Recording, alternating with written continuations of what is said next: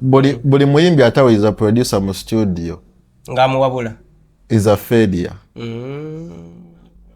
Buli wono sanga omuyimbi nga yewayize kinga is a failure, total failure.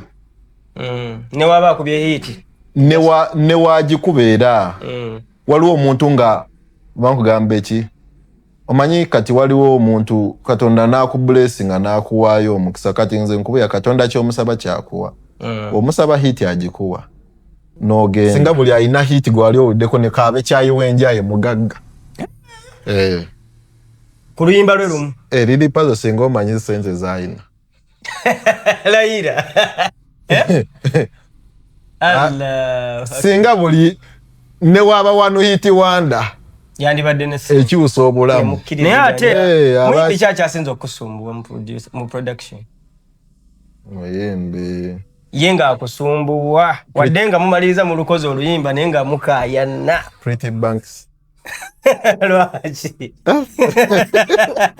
kiki agakuyigiriza production Pretty Banks omumanyi nga yayagadde ekintu kyaba ayagana ali omukiga bannange akusumbuwa naye ate gye biggweera mwana nga picture yo girabye nga yakabi yalina akayimba kalina naye nga asumbu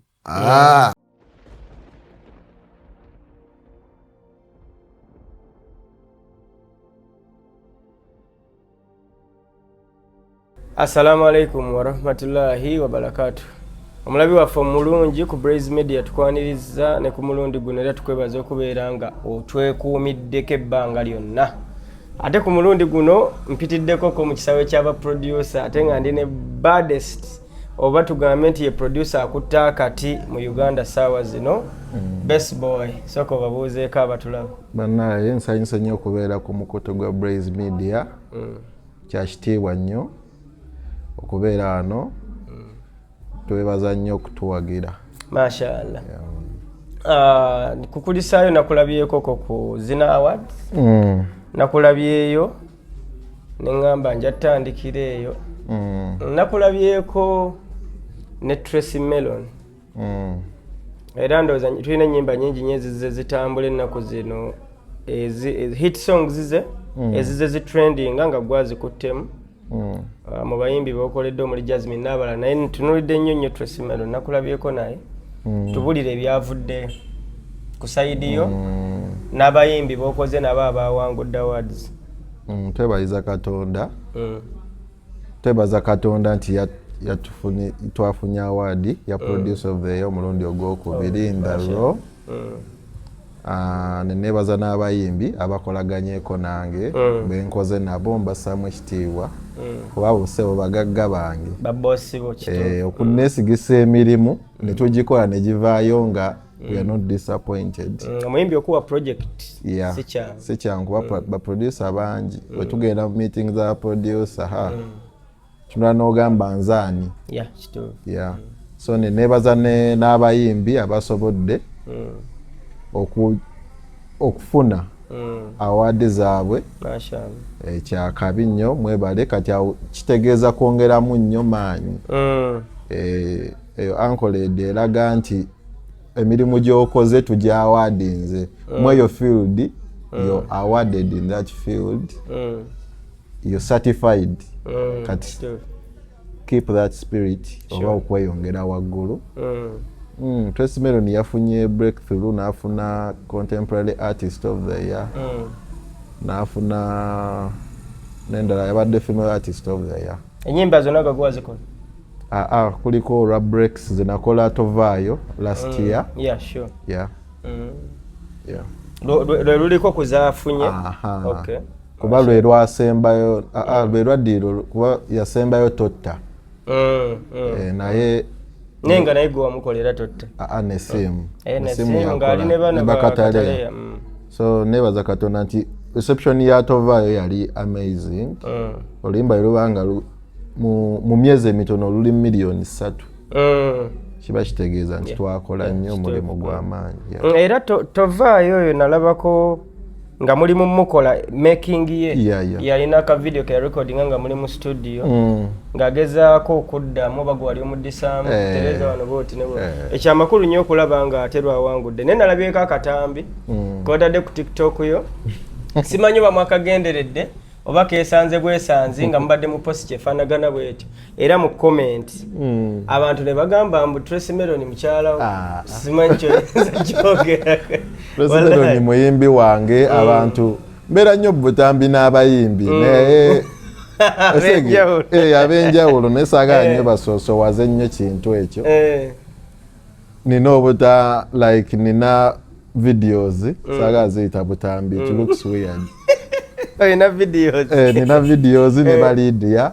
Carol Nantongo n'abalala bangi so Tracy Melon naye n'abadde naye by the way najja amanyi bakuwa award ogende eri n'okola interview kati namusangayo n'alaba nga nzize n'award nampa hug eyo that kati manager we yakakwata so we yakakwata n'akampa so I had to post kenakalabidde ddala nga tekali ku mukutu gw'amawulire nga gwakataddeyo ate nga connection ne smile eragira ddala nga waliwo ekigenda maaso naye abantu bo nga bamanyi bafaani ebiseera ebisinga kati gwe sawa zino olina bafaani olw'okubeera nti oli omu ku baproducer be bazze baddiŋŋana okulaba gwendoza nesiimu oyo babaze babalaba nti you end up being with a fan base nga gwe iyo kati nolaba nga begasse bafaani ba Tracy nga bagezaako kipika era bo baagala nnyo balabe nti tuli bayiniro basayidi eno ne bano bayiniro basayidi eno just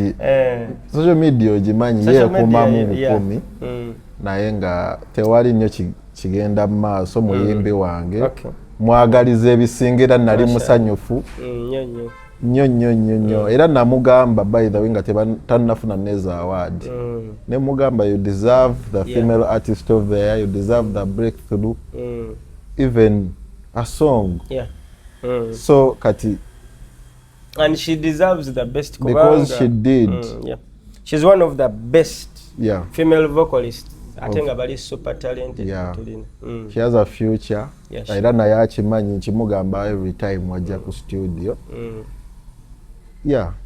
so always nze wensinkana abantu family it is always real so omuntu wemba simwagala era mulaga people who are around me know that it is wemba sikwagala I show you to sweet talking I don't pretend tozaana mu space yange kitegeera kubanze kyensinga okwagala bulamu Braze it is peace of mind being with the people around benjagala okuba nabo so kyovula banze sikifakinga when it is smile we smile when it is laughter hugs we hug that's it so ababadde bakipika omanyi ba social media inheroes mwagala nnyo nokkaka bo bagamba tujja kkaka eno relationship nenge ebyaddala tebeeranga nawo era tomanya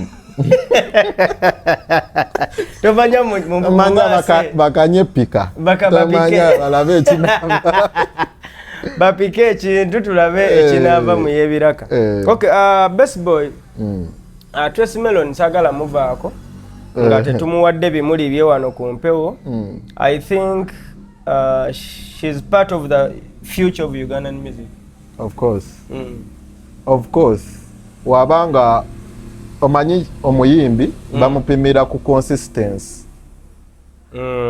kyesi kubayo kayimba kamu abantu basobola okugamba bakagwiridde bantu bangi bajja ne bakuba tobamanyi ba one hit wonder n'abulawo naye consistency y'omuyimbi eraga nti ali serious amanyi kyakola she's there to stay he's there to stay kitegeera kuba tebakulimba si mukisa sometimes omukisa guli necessary naye waliwo n'ekintu kye bayita nti you're meant to do that you a star nga fate ogirina you a star born so sometimes nze katika ngambe Tracy Melon I met Tracy Melon nga tannafuuka na star nga tannatana nnyimba ezo nga tannayimba bino bye mumulabye nga nze musanga nnyo mu live band like that so omanyi waliwo ekintu ekikusika nze kati nkuwa story yange nali ku campus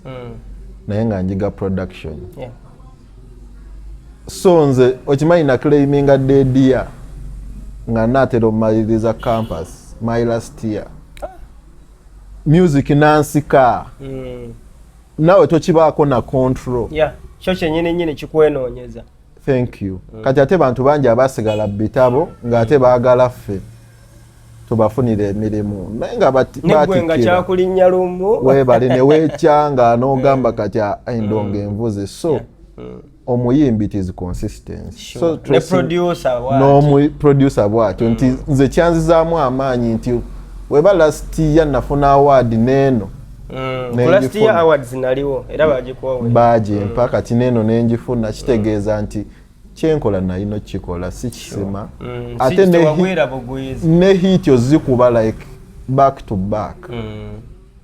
Kyenkugamba ku Tracy Melon waba yate ennyimba 3 mu mwaka nga hits nasigala nga ate ne gune era ina weebale nti she's meant to do that and is the future of Uganda. Wave webeze mwino embracinga tuyina muwa matu kulaba naye package kiji atutegekedde era agenda beerawo bbanga ki webale so tuyina embracinga tuyina we are lucky to have her.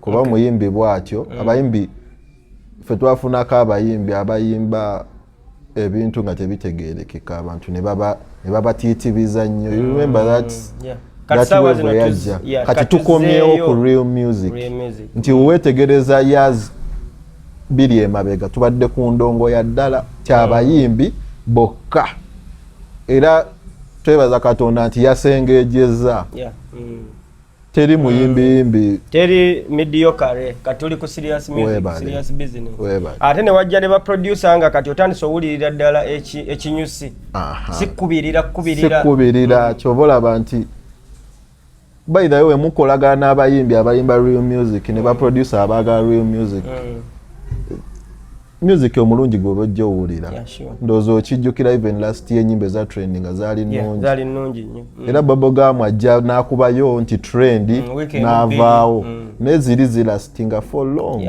Kati nga music wa Tracy Melon tukkiriza nti waakabi nnyo music wa Lydia Jasmine nti taliggwako waliwo music ataliggwako.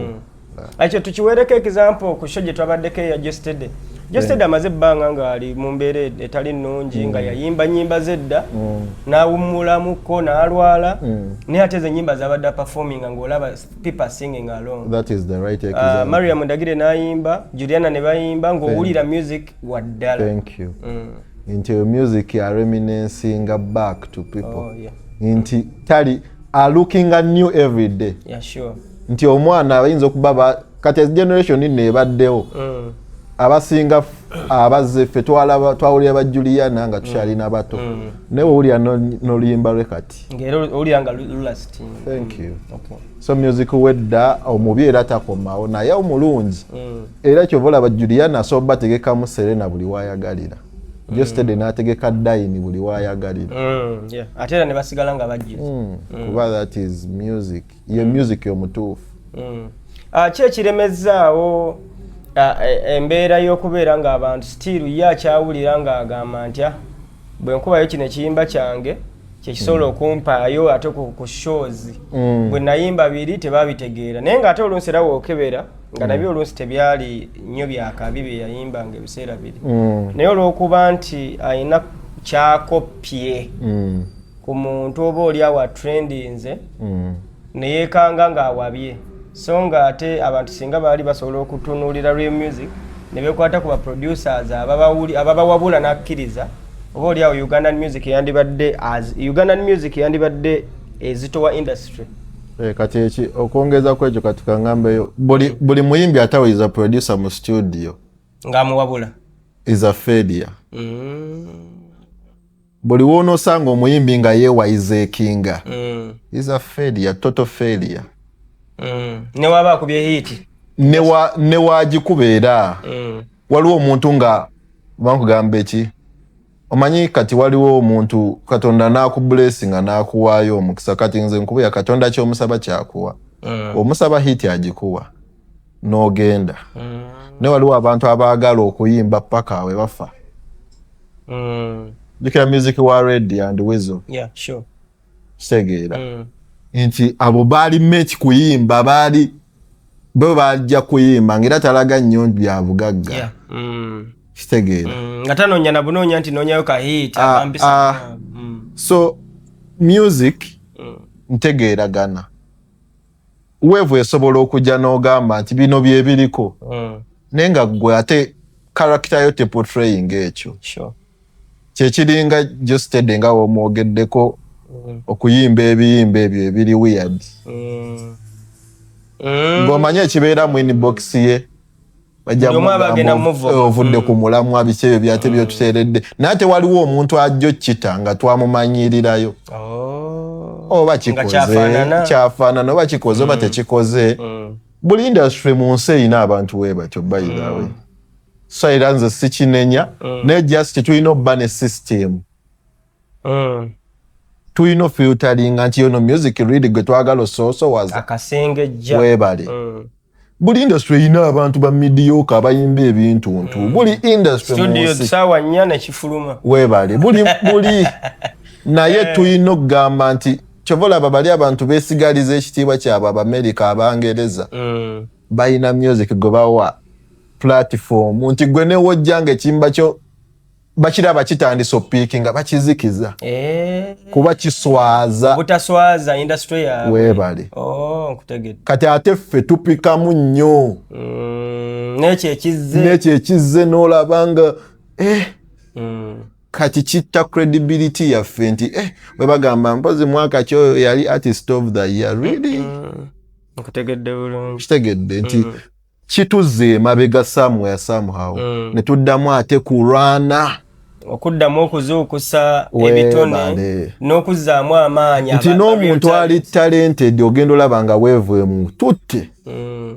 naggwamu n'amaanyi kubanga alaba bambi ki ekiriko abantu basurvivingirako kwogera nnyimba kati omuyimbi nga Jamaica nti amulaba nti ye basigala ku bintu byabwe nti ajja yimba good music oba tajava ku mulamu naye kino kimukosaamu era kino ekyokubeera nga ekizze kyemupika anti kyenkugambye nti system nfu nagambako abantu tulina nofuna shows nti music kati ojjukira ekitiibwa kya after 5 kyeyayina nga bagamba tukyadde ku after 5 okijjukira that era ng'ozitowa naye omuntu asobeerewo nga balina ebintu byabwe boogera eyo ne bamukyaza bumuzeeyi Kawato n'akyala after 5 yali ebaddeko ey'amaanyi 2016 17 anti kati ebintu webityo sort of ebintu ebityo bebisuula shows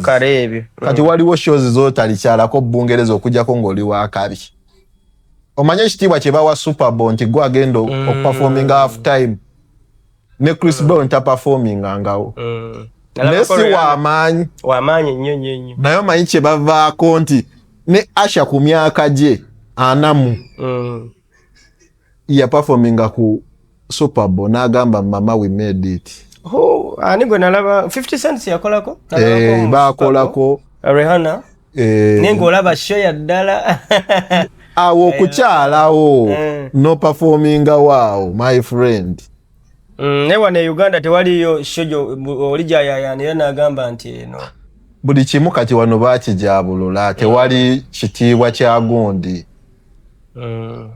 naye dda nkugambye ffe baayiwo system nti ndonga eyaddala yegenda okuyitaawo ng'ebyo bagenda bikwata mu biwulirize naye nga si byamaanyi kitegeera so tulina okuzza ekyo ekitiibwa ne tugamba kubanga kati n'awaadi ezimu otegeera ekimanyi waliyo awaadi nga bajjamu kategori y'abarayita ne baproducer so ng'ate ng'ate be batandika music nti credibility ya awaadi n'authenticity nebanga togira eriwa what is the moral of that award nosanga nga song of the year tekuliko artist tekuliko producer webale tebabalina abo kyokka nga endongo gyeva gyezaalibwa tetubyogerako kuba awaadi zemu naye just tuleeta reality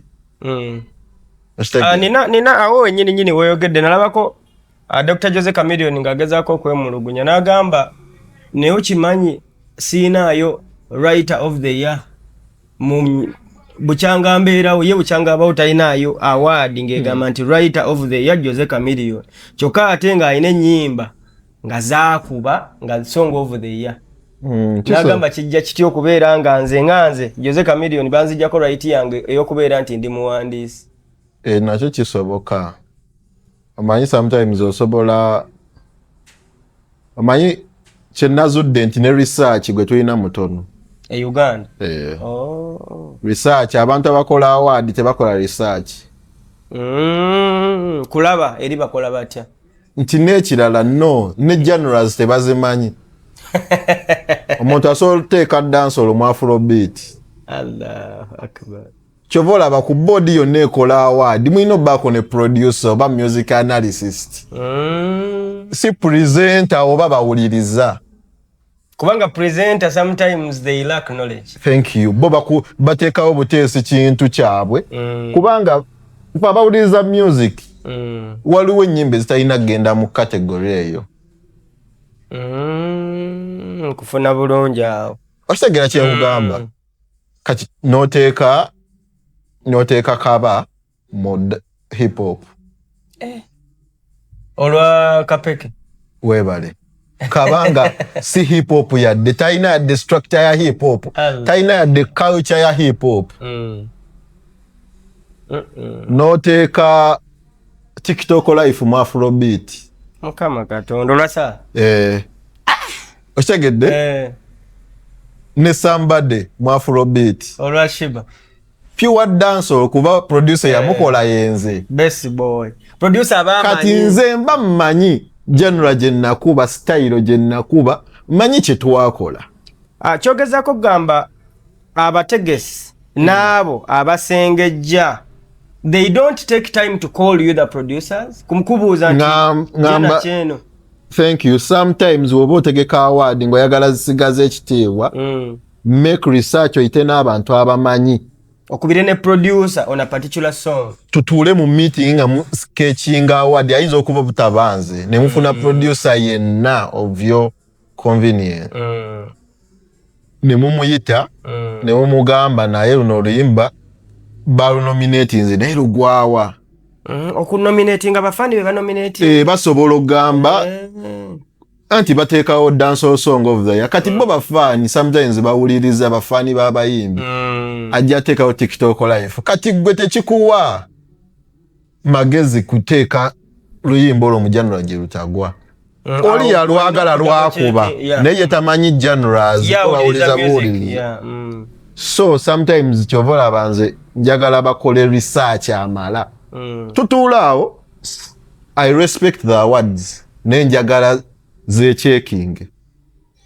Sikyogera abantu basobola okugamba mbu kinaye nkyogera just beetereze. Saagala nnyo twerimbe. Yeah, sure. Kuba abantu bangi gojja looza bikoma Uganda abantu bangi abasobola okuba nga babiraba nga baseka noseka. And yet your awards could go global. Sure. Oba continental oba regional. Neziggwamu amakulu singa okola ebintu ebifaanagana bwe. Thank you. Titulina okubeera specific nti luno oluyimba Afrobeat ate toyinza duteeka mu dancehall. Luno oluyimba lwa drill oba rap hip hop tosobola duteeka ate mu simayanga Afrobeat. Wakiri banominating ennyimba nnya zokka. Weebale bali okwata ennyimba 10 ennyingi ezitagasa. Nkufunye bulungi. Kyemanyi tekiina buzibu kuteeka mu nnyimba 3 ezaddala nga zeezo bagambe zezaakuba mu hip hop last year zeziri nominated then okuteekamu 10 nga tekikola makulu kitta credibility. So abantu bagenda olulonda olwo oluyimba yes nga balulonze kuba lwakuba naye nga terujja mu eyo category. Kati bano abaana abakola eyo culture ne baggwamu amaanyi ne bagamba ate hip hop yafuuka atya dancehall. Kaba omwana ayimba hip hop oba mumazeemu amaanyi. Weebale. Kati nga Fefe Busa alina ennyimba stories abadde ataawe eza hip hop waddala.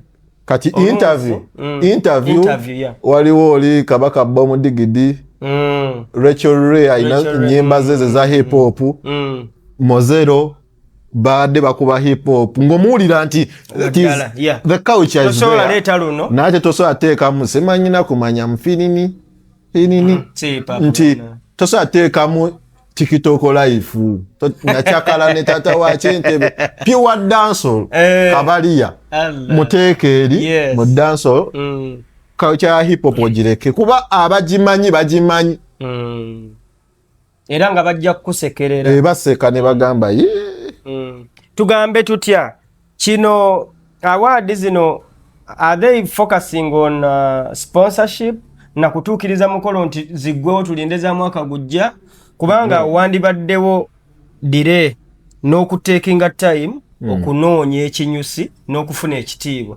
nitulabanga ate abalinga bavudde ku kitiibwa ne bakola tugende maaso time yawe bagiteekinga eba emala kubanga webeera awards nga ziri annual the time is there 365 days webali naye era ne mmoro ya award weeri nti webampa award nga producer of the year kinyongera amaanyi n'okwongera okukola thank you ne brand wise sure naye ate saagala kuba sometimes abantu obasinkana ne bagamba baseball ogigwana indeed nga njigwana because I worked hard that year sure nga newoba gwani tosobola giwangula so kikupika amaanyi nti again and again okole nnyo osigaze ekitiibwa so that is the moral of the award sure naye nze njagala reality ne transparency zibeere mu specifying ennyimba sure okitegeera bakole research amala okusigaza ekitiibwa weebale nti oli gaye yajja ku gundi omanyi lwaki yayomba teyali tayombera award giwangula nebanjibadde Fefe Boss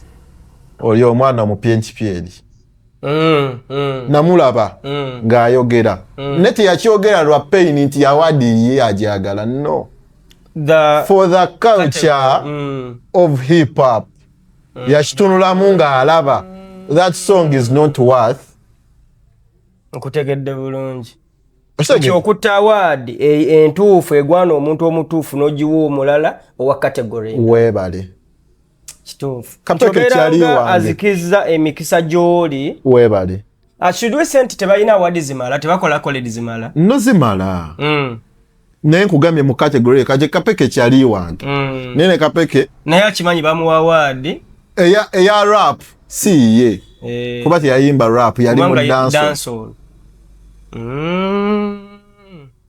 era nze simulinaako obuzibu kyali wange nnyo neze ndi ku transparency nti waliwo kye bayita hip hop era ina style era mu PNPL ye we yajja n'ayogera n'agamba mwana mutumalamu amaanyi fe abakuba hip hop gwe walabako nga bagiwa Fefe Boss award yonna ya hip hop nga bali awakana kubanga ayimba hip hop kuba yali akuba ki hip hop ng'akuba dancehall sometimes naye nga buli mwaka abamu n'oluyimba lwaki okitegeera so eyo culture ndoza bo bajja kikira naye yogedde ndowooza tubeera twetaaga nnyo I call ya senior wadde nga toyina myaka mingi nnyo mu production but embeera gy'otaddewo mu myaka emitono egyo hit songs z'okubye n'okuba sound awulika mu motoka n'owulira nga ddala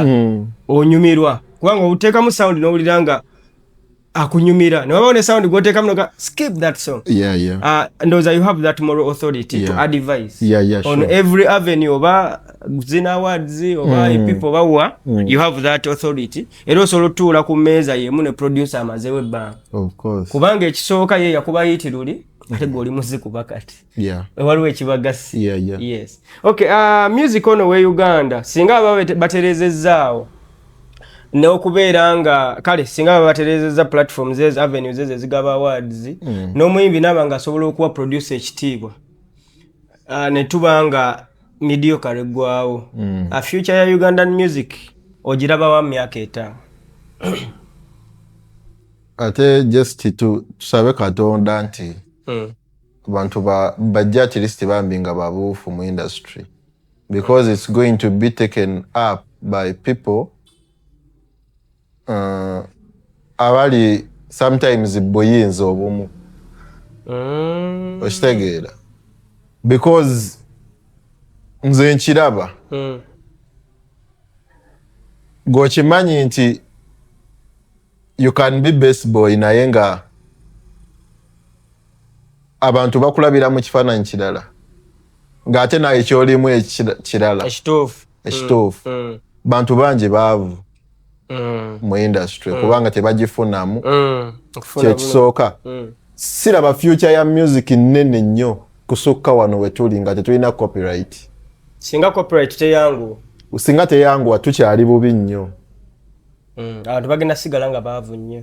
Weebale kubanga social media kangambe rate kwe tuteera music munene like ali ku high rate meche baita high rate inti oluyimbo osobola odduta n'ogamba ngenda dufunamu mwana n'ata olulala ne lubikka olulu kati promoter awuguka.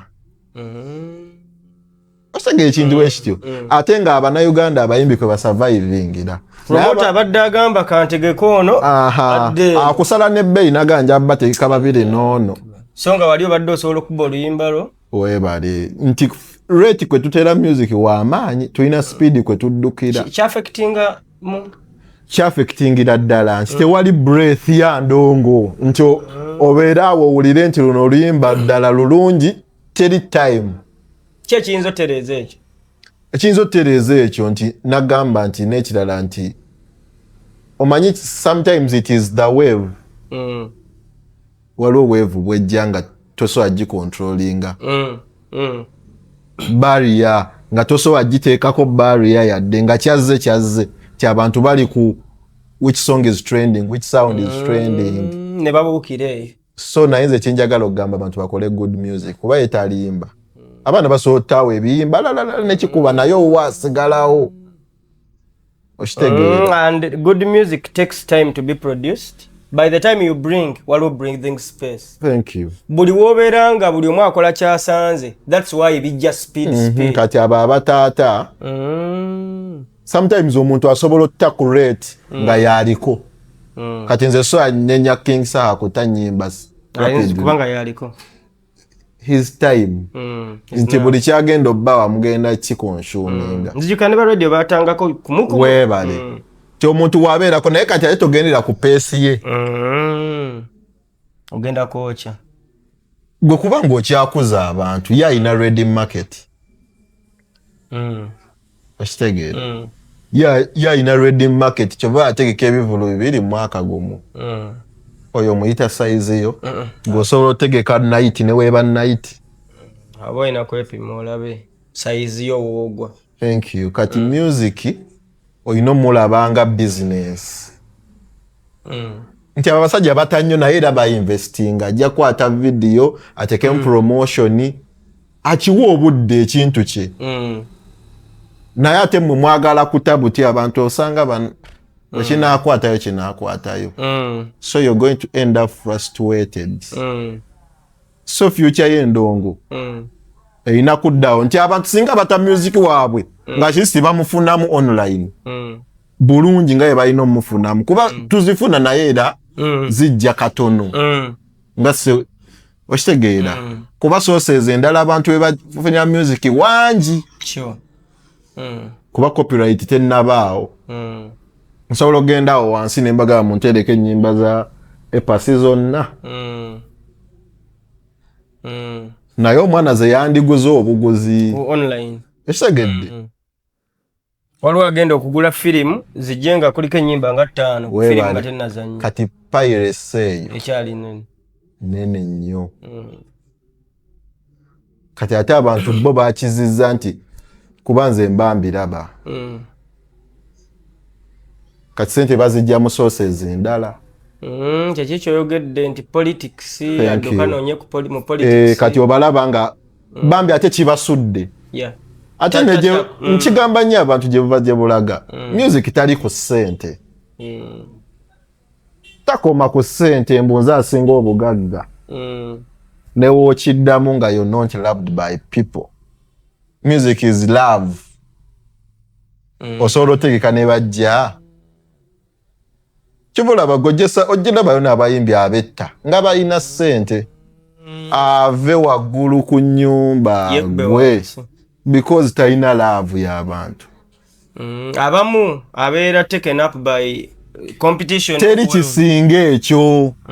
Ne wonooba ne ssente nkubuulira Blaze. Omuyimbi ne waba ne ssente kyasembayo okwagala love. Kubanga music ono omulaba ali spiritual. King Saha asobola obeera ng'ali nakawuka oba Fefe Busi ng'ali wuwe n'ayimba akayimba ne kabona ensi yonna naye nga tannavaawo awo. Ali spiritual.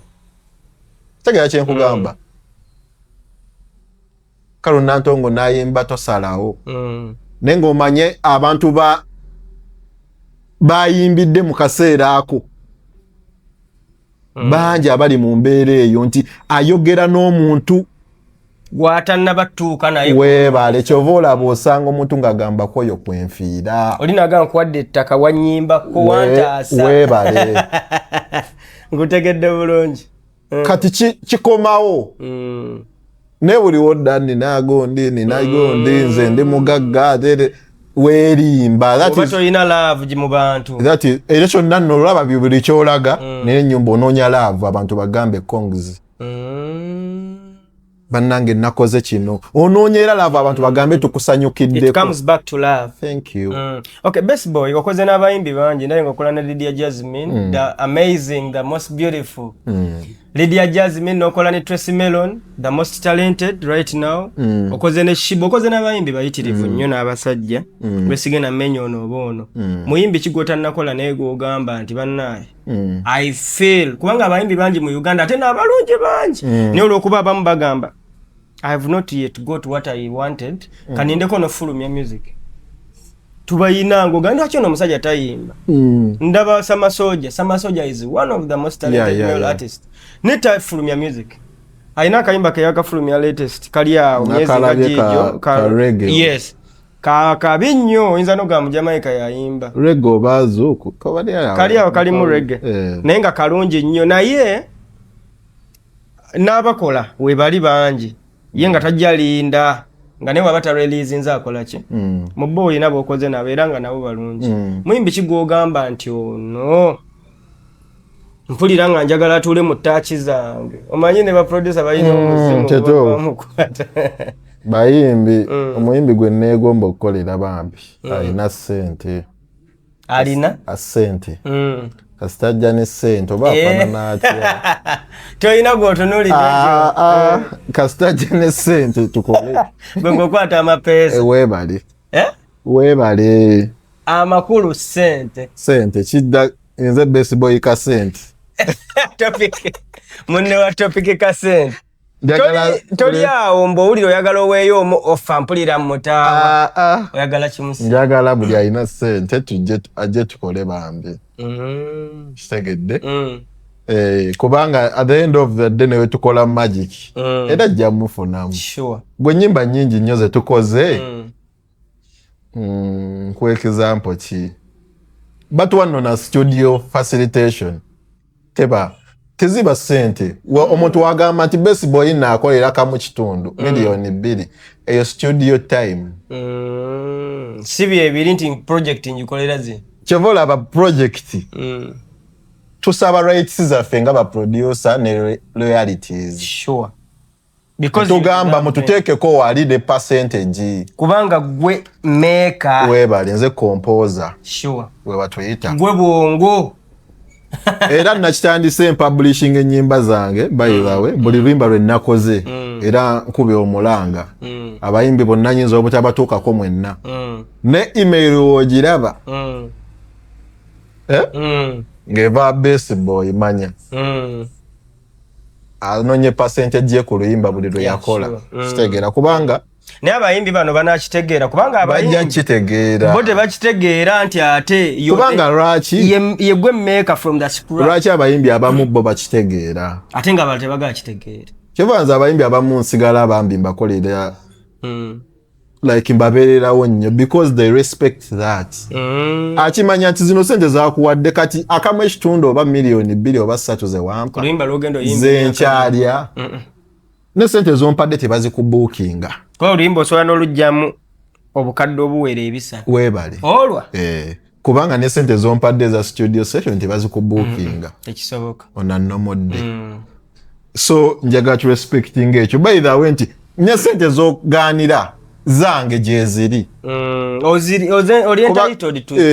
ndi entitled nagenda ne ku Spotify netegereza abayimbi okimanyi be ba producer b'ennyimba ezo abamu be ba writer nga si yawandika bibitiikayo songo this produced by ne mutuniko wanakiraba nga ekyo distribution natunuulira abayimbi bwe nti neŋŋamba naye bannange songo producer of the ye muyimbi ye producer ye writer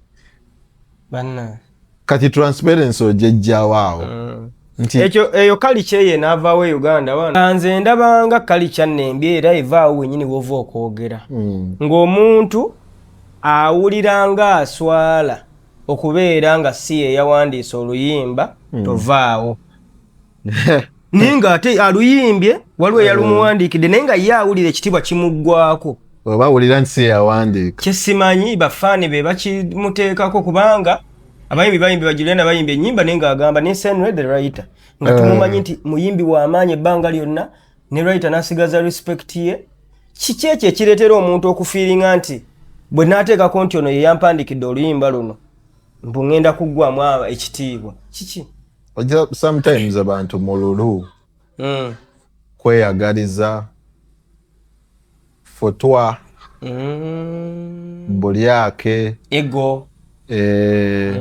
bukyayi amalala bintu bingi nsobola byogera naye nga n'obutamanya buli awo obutasoma obutamanya kati bintu bingi biri awo nga ogamba naye bannange naye ate tekiina kyekikujjako osigala ng'oyina kuba buli n'abayimbi abasinga mu nsi yonna ye batenda ba Beyonce tebeewandiikira n'abakono oluyimba lwa Burna Boy bwe yawangula awaadi ya Grammy bati yagiwandiika last baalulaga nga lwawandiikibwa abawandiisi aba kati ne under the influence obadde okimanyi lwa Davido yaluwandiikira Chris Brown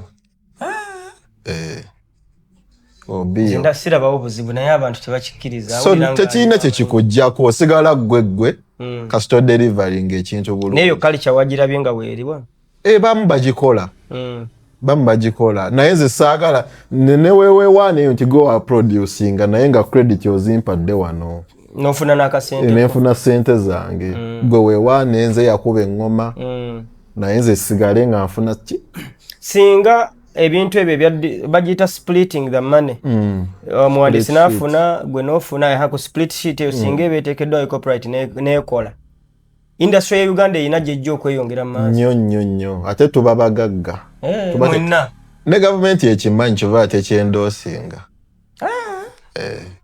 omuyimbi aba mugagga producer nga mugagga ne writer buli muntu aba ku luyimba kabe mastering niya batagambikako ekitegeeza omuyimbi zino zaafuna nga azifuna yekka ate abajja afuna ekisinga ku ekyo nnyo ati kati kuba mwakafaananyi nga buli luyimba olujja ku platform ya Carol Nantongo sagedde nga si byakugenda nga alina ne website gyenzijja nga togenda ku library kufuna yadde oluyimba nga naye bakusanga oli mukomera nga mu America nti ngenda ku Apple Music weebale nti singa abagagga singa omuntu asooka n'ata ne copies ng'agamba ngenda kuta alubamu n'akola website ye n'agamba awo tewandibaddewo bino byakuta buli weekend singa abaana bagagga singa buli alina hit gwali owuddeko ne kaabe kyayiwa enjaye mugagga ku luyimba lwe lumu liri pazo singa omanyi sente zaalina layira singa buli ne waba wano hiti wanda yandibadde ne ekyusa obulamu naye ate ndowooza ne bamidiyoka tebandibaddewo bangi kubanga akasengejja kabaka kwesengejja webale kubanga system ebeerawo nga yaba epaso beza Jasmine gwe zo bazireka awo ne seruze ntono nga yabagaggeera kisegeera naye kati tewali buli ensi eno industry eri open nti n'enkya omwana ate oluyimba ne babuzaako emirembe munnange naye ate nga talina ssente nga mwavu nga yoli omwavu asinga ku nsi nga yemwavu oluyimba lwakuba kutidde twali twogera ku luyimba lwa Lady Mariam Tindaati ne baluyita Tindaati twagendeyo mu Northern Uganda nga bano abali mu North baluyimba nga balumanyi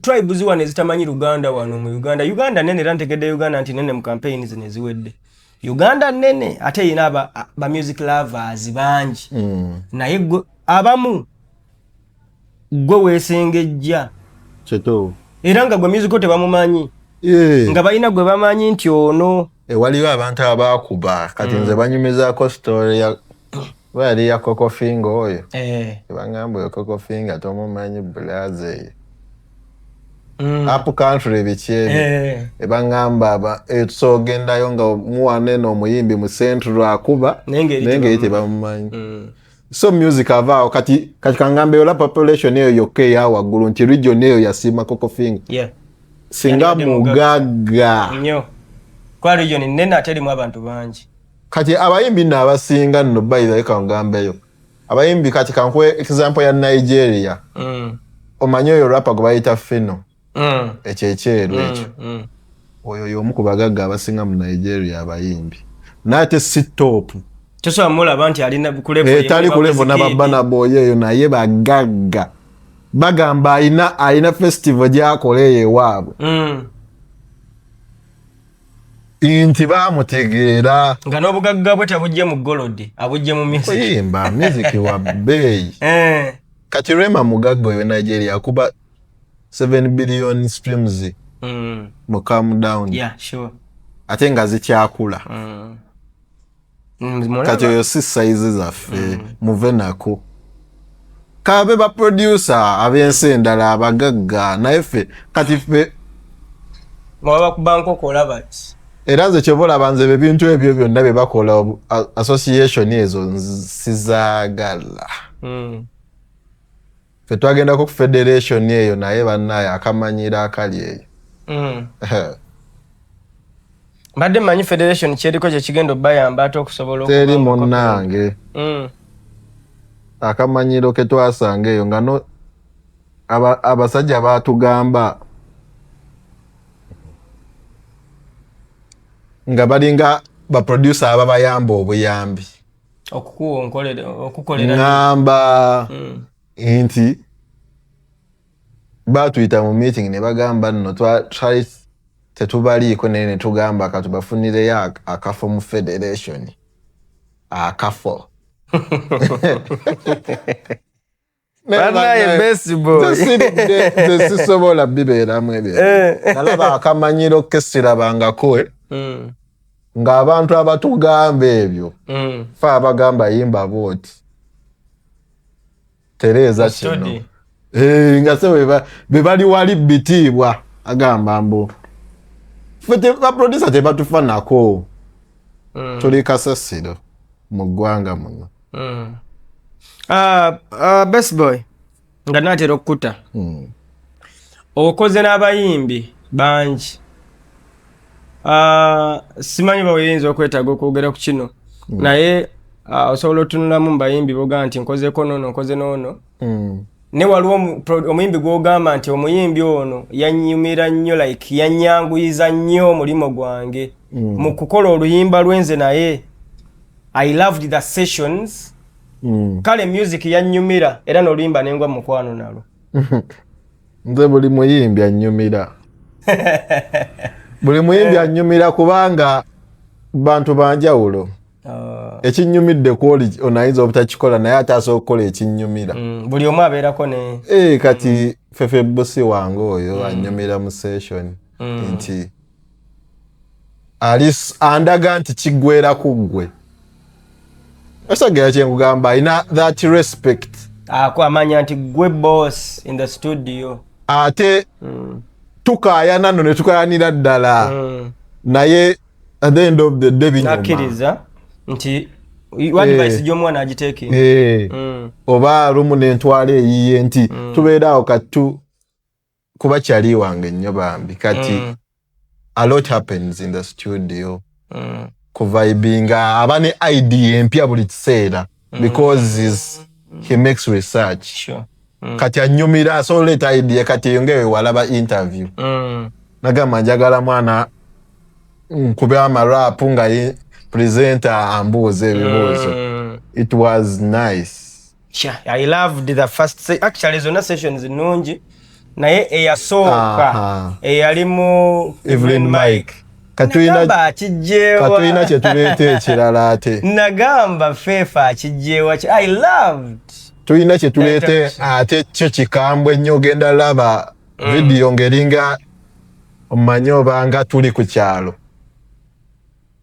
tuyina ekintu kyetugenda okukola nga kyanjawulo nnyo so ne experience yanze alina akatabo like it is amazing nti era twatulaawo obwo wakola oluyimba olwo mbadde missinga all star sessions ezo fefe namusanga ku CBS mabegakaawo nemugana oluyimba luno lulungi nnyo lwe mwakoze nangamba ya mwana nabakuŋŋaanya tebankalubiriza bulamu ne bakkiriza I loved tubadde tuludde olaba all stars ezo ate nga all stars ezatukolera abasita be tulinawo abaliwo ba Kings abaani era tukyaleeta by the way kuba gayo twatuula bambi naŋŋamba njagala kukolayo kiyimba naye nga tuli bangi nambulira abayimbi be nange ne mugamba abange abamu be yalonda ne mbagaana baani be wagaana mwe bali awo batugambe ng'omu babiri ogaye nti oyo namuzi sinti kubanga tebasobola ne nalaba nga tebatulamu bulungi ate kyali kigera tukaluubiriza era njagala nnyo by the way abayimbi abo bakole tukole nabo ne bakyabulamu na asi kubulamu kugamba tebaaliwo kati olaba nga we nkugamba example ngenda kuwa ya Rabadaba nti ali wala I miss him kati kimanyi yali alina obbamu oluyimba kati yalina obbamu oluyimba naye twatunulamu nti video tugenda mujjawa ate ng'owulira omwetaaga waliwo factors ezo ezihindalinga kati zepepe yaŋŋamba neŋŋamba yamaani kyakabi nemugamba naye aliwa naŋŋamba ali bweru nemugamba kati tuye tugenda mufuna tutya how comes fefe reads my mind emabegakaawo mbadde mpulira njayaanira all star sina gwe nabinyumirira na composite spice dano gwe nakigambako nemugana nga muludde okola all star naye ate kinewunyisa okubanga this was Fefe Busi's idea ate naleeta spice namuteeka mu luyimba nono spice yankubira anti kannamukwaya kagituulamu nakabambo ne kapeke naye yatuulamu bulungi kapeke n'agikuba bantu bonna twebalizaga namukwaya yantuulira mu ngoma namukwaya yali Allahu akbar by the way buli muntu yajja n'awulira ku vaasi ye jjukira abayimbi buli omu yali akkirizibwa odduwulira gye luva akatogo okawulire gye kava naawe okayingire ng'okuba ekikyo nga weeseti ng'okimanya abaana bayimbye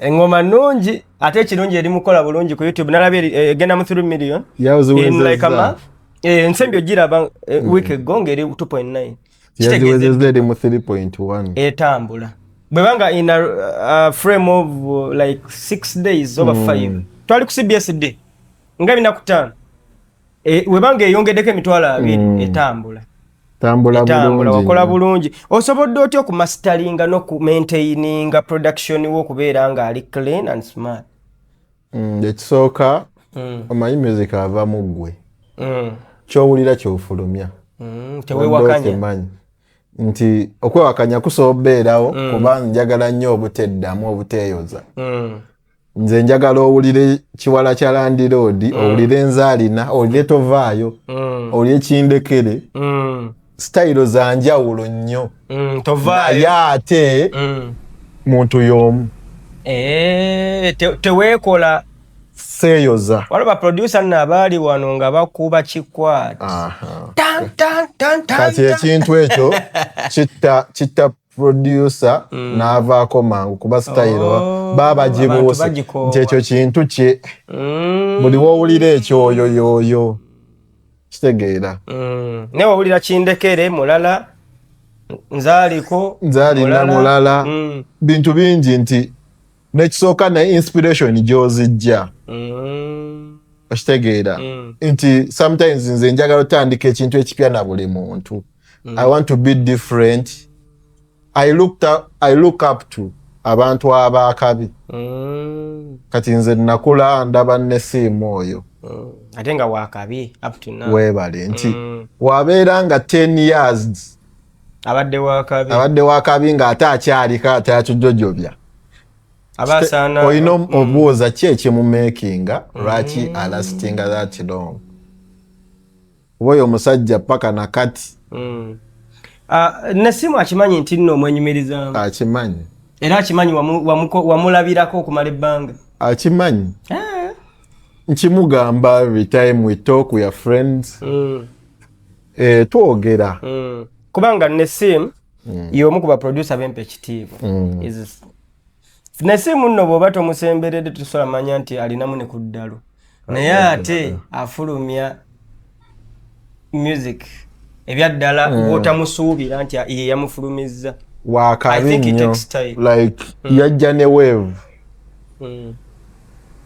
So kati buli producer ndowooza ffe babanga boy ba chemical meshi ate wakoppa Nesimu olugezigezi olw'okugoba n'abayimbi ate ngobyanyi kubanga Nesimu sebaagoba Nesimu alina abayimbi batakolera ye ng'agamba oyo sijja mumukolera ne baba ye Steve Jean ye best boy kati ekyo kibaawo ng'olaba kati we tukola naye alina byatta nti waliwo katika nkigamba nnyo abantu kilasi gy'obeeramu ye abantu kwe bakulabira. Yeah, sure. If you work with King Saha, you work with Carol Nantongo, you work with Lydia, you work with Winnie Nwaji, you work with Tracy Melon. Abantu we batyo Cream. Ye level gye bakuwa ba Spice Diana buli muntu. Kuba top notch artists make you a top notch producer. Oh, sure. Wokola ne mediocre ba artists aba mediocre nga you won't be seen. Otugambye nti Fefe Boss y'omu ku bayimbi abakunyumira nti the vibe in studio is ne mumaliriza nga mu disagrees ate ne mala ne mukkiriziganya muyimbi ki akyasinza okusumbuwa mu production. Muyimbi ye nga akusumbuwa wadde nga mumaliriza mu lukozi oluyimba naye nga mukayana. Pretty Banks. Lwaki kiki agakuyigiriza production Pretty Banks of mine nga yayagadde ekintu kyaba yagana ali omukiga bannange akusumbuwa naye ate gye biggwera mwana nga picture yo girabye nga yakabi yalina akayimba kalina naye nga asumbu omwogedde nako naye nga mwagala nnyo omuyimbi wange musamu ekitiibwa mugagga wange oyo naye luba lutalo naye era tumala ne tukola ebyakabi wakabi nnyo very talented girl. Okay. Era mwagaliza bisinga. Okay, ndowooza nga Uganda tuyina music era n'abayimbi tubalina bangi. Factors kizolowooza eziyinza otuleetera okucrossinga borders kubanga tuludde nga tetucrossinga where the likes of Eddie Kenzo Azawe bacrossinga sawa zino tuyinawo Joshua Baraka ndowooza yalinga nga akutte ebendera y'okusala ndudde olaba ennyimba ezisazeesaze. Factors ki eziyinza otuleetera okubeera nga tusobola obeerayo n'abayimbi nga 10 nga olaba nti Abanigeria wano omu Nigeria ava gyavudde najja wano na stage nga show najjuza abantu bwati ninga tajjangako wano sigamba nti waliwo agency ye yaleeta music mu marketing wano ki ekiyinza otuleetera n'osanga nti abayimbi nga 10 naffe basobola crossing kusooka lulimi tuyimba Luganda lugenda genda wa Eddie Kenzo nga yakurosinga nga ayimba tebamuwalwa luyimba bamuwalwa video video viewers choice video yalabibwa nnyo amazina webale Culture yali mu video gye balaba si tekiri ku luyimba kitegeera abantu basosangayo abazungu abaluyimba kubanga people loved the video and so on but it's not about the song, it's about the video. So naye njagala twogere ku Joshua Baraka kitegeera okuyimba n'abantu bayimba nabo kitegeeza alabibwa music gwayimba abantu bamutegeera ne bamu appreciating passive nga bulungi ne bamu appreciating sure okitegeera amakulu nga bwayimbye oluganda ya mixing so nga wayimbye oluzungu wa mixing amuko some bit of other lines naye 80% luzungu and English is a global language. Thank you. Buli muntu ajja kuyimba oluzungu era ajja kutegeera nti amusiika kusinga ndi mulwadde kirina kwogezebwa na Braze akutegeera it is a regional language. Tugattemuko ku luzungu oluzungu wetunaluyimba ne tuyimba kati kangambe Africa is categorized with Afrobeats. Afrobeats si kuba teba Nigeria kye bakola. Afrobeats is African. Nga owulira era si kyalo. It is an Afrobeat. It is an African beat. Sure. Kitegeera ne zuku kabe zuku naye waffe waawa nosokuba zuku era Afrobeat kasita oyimba oluzungu ne wokuba zuku ojjukira obuyimba nga African Queen zuku yalinga R&B naye lwakuba ate ensi yonna webale nti tulinawo ne zuku oyo weeri ne zuku nga mpulira abasinga bayimba nnyo ebitali bya naye ate Twesimelo alinamu zuku ayimba zuku kitegeera naye kugambe kati singa tuyimba luzungu netutagetinga abantu abo kati olaba ne numbers katonda wakuwa numbers kubanga kati olaba tulina abayimbi kwe tulabira ku numbers influence Chameleone gyalina Bebe Cool ba Spice Diana ba Winnie Nwaji ba King Saha ne batandika oyimba oluzungu abana Uganda bajja yimba oluzungu. We shall have many exports.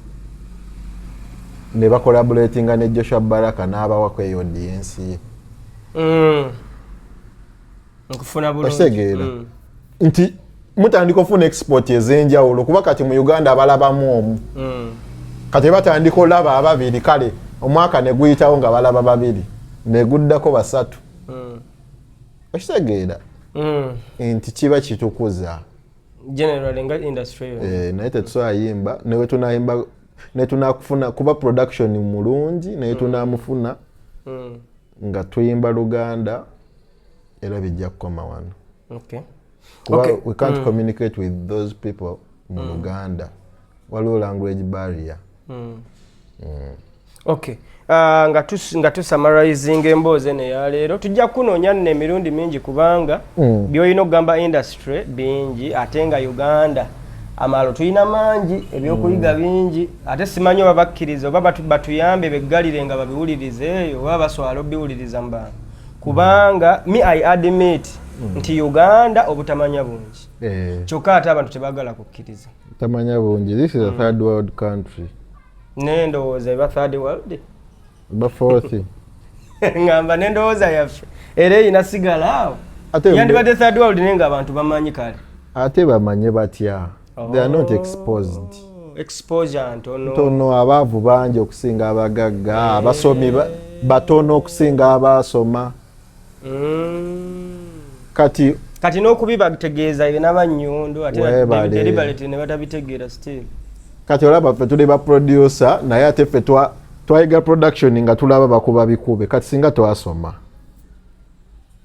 singa mwabisoma nga twabisoma webale ategedde kyenkugamba we are competing kati banominating nze musimanga East African Producer of the Year competing n'ababisoma nina award ezo zendimu ze bategekere Kenya ne producer best producer in Uganda and East African producer nominations ziri bbiri kati naye competing n'abasoma production yoyo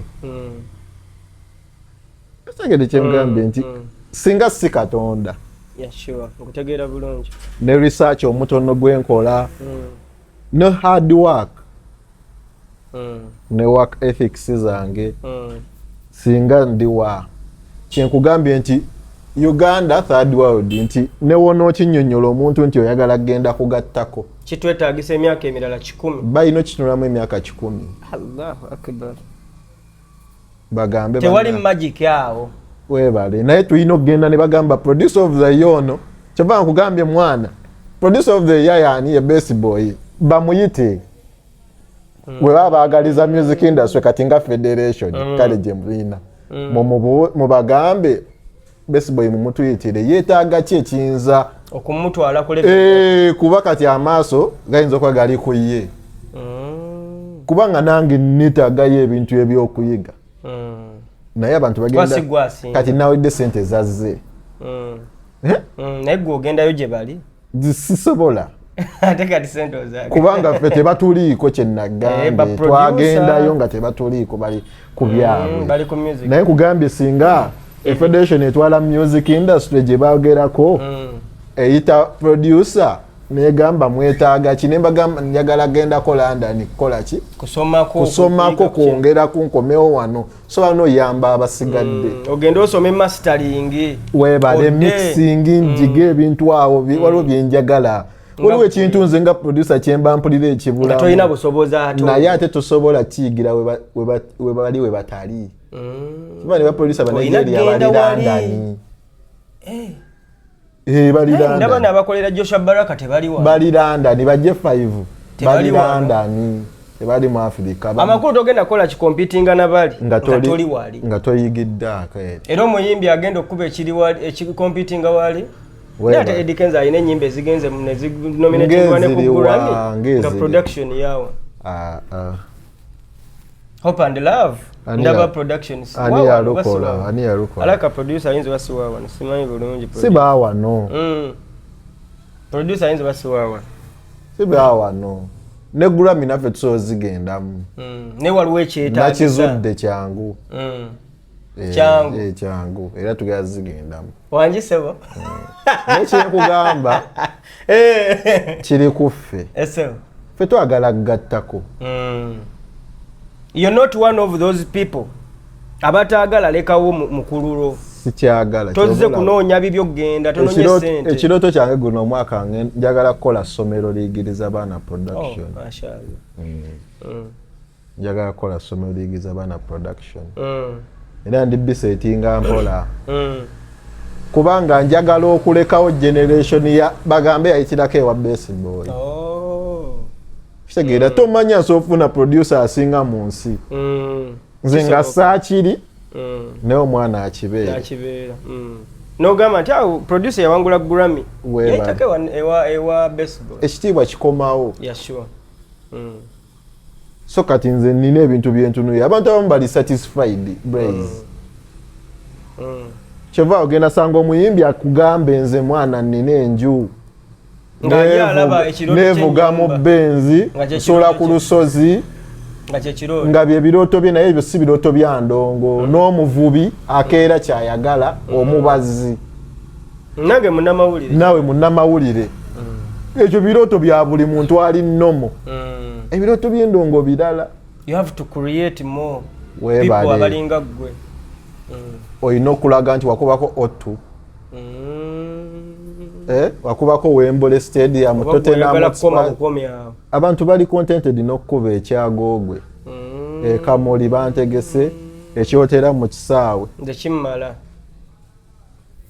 naye kati ffe tulina ebintu byetu omulabi atulaba ku Blaze Media tukwebaza okubeera ng'otambudde naffe emboozi ya best boy nnungi nnyo nti oyagala osigale naye ng'owuliriza ebigambo bye kubanga bigatta ku industry bigasa si yekka si muyimbi we wabula bigasa abayimbi bonna ndoza tujja kuddamu ate tumweyongeze maaso awo inshallah Mungu anaaba tuwadde obulamu best boy tukwebaza time yo amina mbadde nsaba osibula abatulaba ate tudduke tusibulukuke bannaye nsibula bonna abadde ku Blaze Media baagaliza bisinga omwaka guno tusigale naffe tuleeta music owakabi this year.